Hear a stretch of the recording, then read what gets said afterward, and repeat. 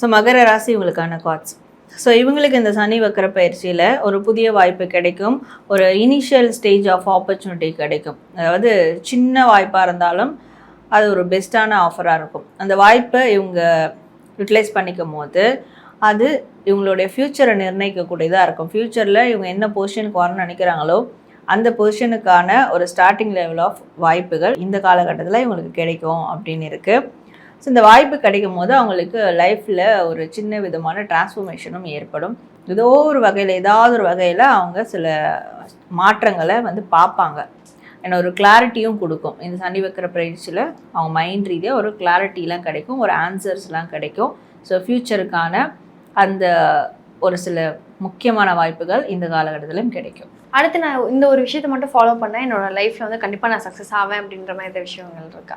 So இவங்க எப்போவுமே இவங்க சந்தோஷமாக இருக்கணும், சுற்றி இருக்கிறவங்களோட சந்தோஷமாக இருக்கணும், சுற்றி இருக்கிறவங்கள சந்தோஷமாக வச்சுக்கணும், ஃபேமிலி ஃப்ரெண்ட்ஸ் இவங்களெல்லாம் நிறைய டைம் ஸ்பெண்ட் பண்ணணும்.